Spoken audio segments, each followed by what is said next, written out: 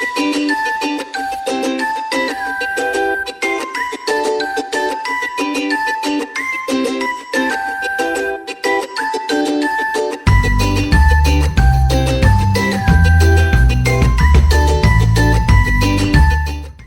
pleasant morning, class. Welcome to Bunuan Bukid National High School, Daluyan TV, T.L.E Department online class. This is your teacher Irene in Food Fish Processing 10. Today, we are going to talk about developing a brand for a product. Are you excited?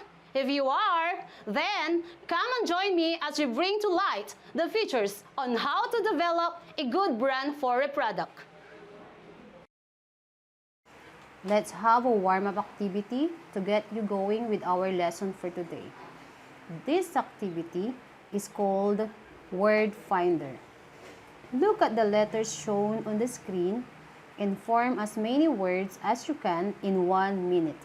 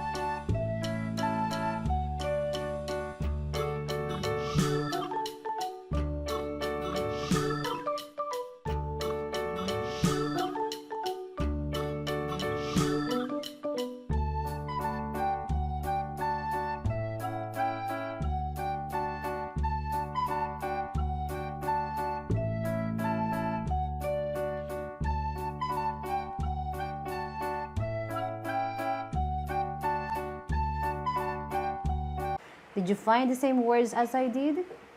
If you do, then you are fantastic. Congratulations! Well done!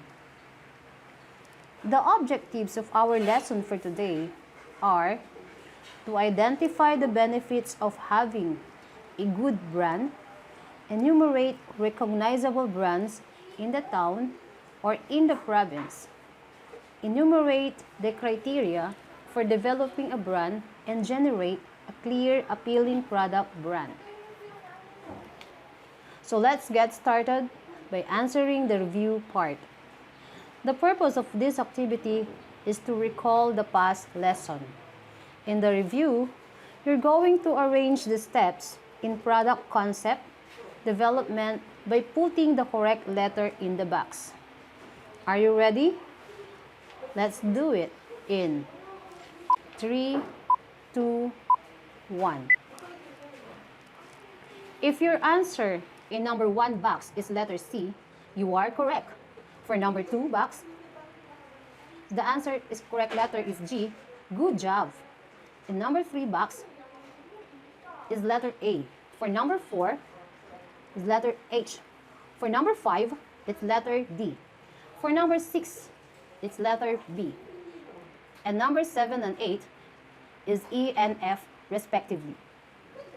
Now, you're ready to answer activity number 1, which is tell me what you see. In this part, you're asked to look at the picture and write down what you see. So get a piece of paper and a ball pen. What did you write? Yes, you see 3 circles of different colors, and within each circle are unique statements which focuses on your interests, skills, and ability to look for opportunity. These 3 factors are important values or characteristics that a good entrepreneur must have to tackle all challenging tasks in the cycle of a business, which include developing a good brand for a product. This time, look at the picture in Do You Know Me activity. Can you name these picture icons? Of course you can.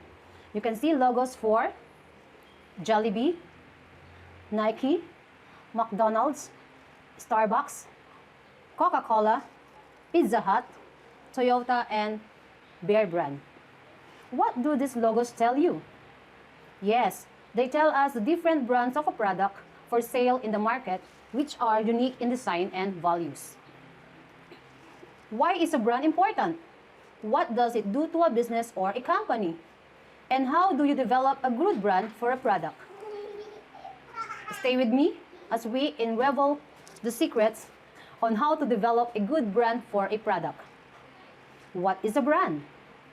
A brand is a name, term, design, symbol, or any other features that identifies one seller's good or service as distinct from those of other sellers. Branding is important because it sets you apart from your competition and gives your customer a reason to buy from you. What would you do with more time to strategize and grow your business? The answer is, you must develop a good brand for your product.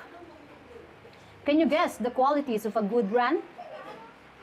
Stay with me as we discover the must-have qualities of a good brand. A good brand must have a design, value, strategy, logo, marketing, advertising, identity, and trust. When talking about branding design, it typically refers to key brand elements such as the logo, color scheme, typography, and other design components that makes a brand stand out from competitors and recognizable to consumers. And a brand value is the monetary worth of your brand if you were to sell it. A branding strategy is the long-term plan to achieve a series of long-term goals that ultimately result in the identification and preference of your brand by consumers, while a logo is generally combinations of typographies, graphics or symbols, and colors. It is a graphic element that is part of the visual identity of a brand. Brand marketing defines a brand's approach to communications, sales, and products by promoting products and services in a way that highlights the overall brand. Brand identity is the visible elements of a brand, such as color, design, and logo that identify and distinguish the brand in consumers' mind, while brand trust as the willingness of the average consumer to rely on the ability of the brand to perform its stated function. Beyond just a memorable logo, good branding increases the value of a company, provides employees with directions and motivations, and makes acquiring new customers easier, build trust, and attract customers. Did you get that? I know you do. Great job! This time, we'll talk about the endless benefits in building and maintaining a strong brand. Here are the 5 major benefits you can expect to see when you have a strong brand.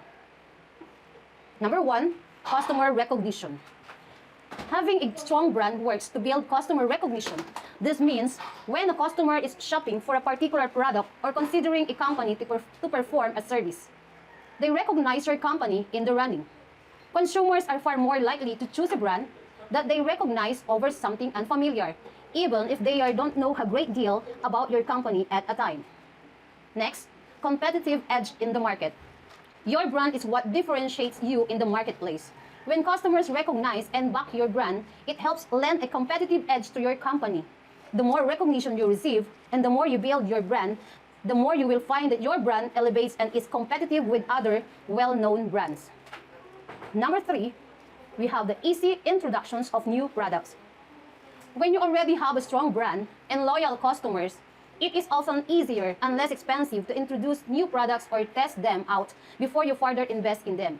If you have a loyal brand following, your customer will often be interested in your new products and even anticipate them being released.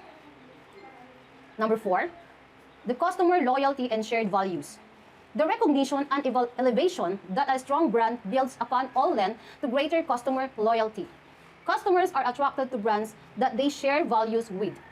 When you build a strong brand, you need to convey these values to build an emotional connections with customers.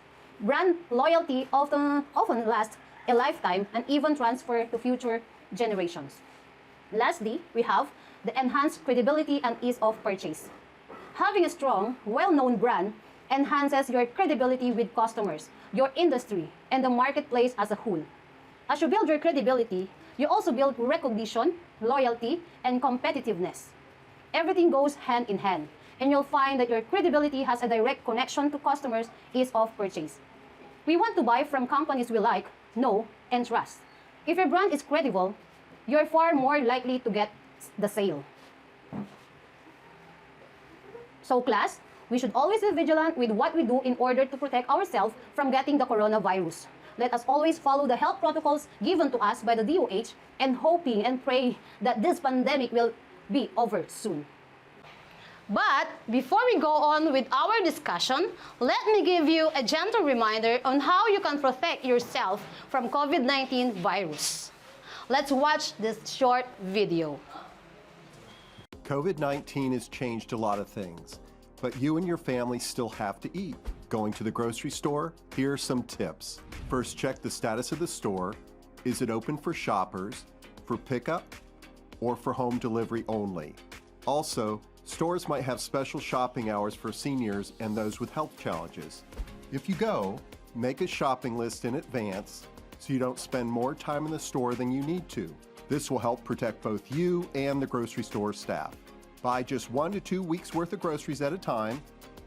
Wear a face covering or mask while you're in the store. Observe the 6 feet rule. Take your own wipes or use the ones supplied by the store to wipe down the handles of the shopping cart or basket. Using reusable shopping bags? Make sure reusable shopping bags are cleaned or washed regularly. Home from the store? Wash those hands right away and after you put away your groceries. There's no evidence of food or food packaging spreading COVID-19. However, if you wish, you can wipe down your groceries and let them air dry as an extra precaution. And always follow these tips for storing and preparing food at home. Clean, separate, cook, and chill. Rinse fresh fruits and vegetables under running tap water. Refrigerate and freeze things that can go bad within 2 hours of buying. And a good idea to check these temps. Wipe down kitchen counters and other high-touch surfaces often, including after you put your groceries away. Please stay safe. Now, let's test your understanding about the lesson that we have discussed. Are you ready? Then, let's begin in 3, 2, 1. Number 1. This refers to a name, term, design, symbol, or any other features that identifies one seller's good or service as distinct from those of other sellers. Letter A, product. Letter B, sales. Letter C, brand. Or letter D, goods. If your answer in number 1 is letter C, then you are correct. Number 2. If often lasts a lifetime and even transfers to future generations because it conveys emotional connections with customers. Letter A, customer recognition. Letter B, competitive edge in the market. Letter C, easy introductions of new products. Letter D, customers' loyalty and shared values. If your answer in number 2 is letter D, then great job. Number 3. When customers are recognized and back your brand, A, easy introductions of new products. Letter B, competitive edge in the market. Letter C, customer recognition. Letter D, enhanced credibility. If your answer in number 3 is letter B, very good. Number 4. Consumers are far more likely to choose a brand that they recognize over something unfamiliar, even if they don't know a great deal about your company at the time. Letter A, customer recognition. Letter B, easy introductions of new products. Letter C, enhanced credibility. Letter D, customer loyalty. If your answer in number 4 is letter A, excellent. Lastly, number 5, we want to buy from companies we like, know, and trust. Letter A, enhanced ease of purchase. Letter B, customer loyalty and shared values. Letter C, enhanced credibility. Letter D, customer recognition. If your answer in number 5 is letter C, then you got it right. Congratulations for a job well done. This time, you are now ready to take another challenge. For this activity, you are tasked to develop a brand logo for your future business. Be able also to create a unique tagline along with the logo. Good luck for your next task. I hope that you enjoy our lesson and learn something today. Once again, this is your teacher Irene saying, stay safe, Stay healthy, and may God's blessings shine upon you today and always. See you again for our next online discussion. Bye!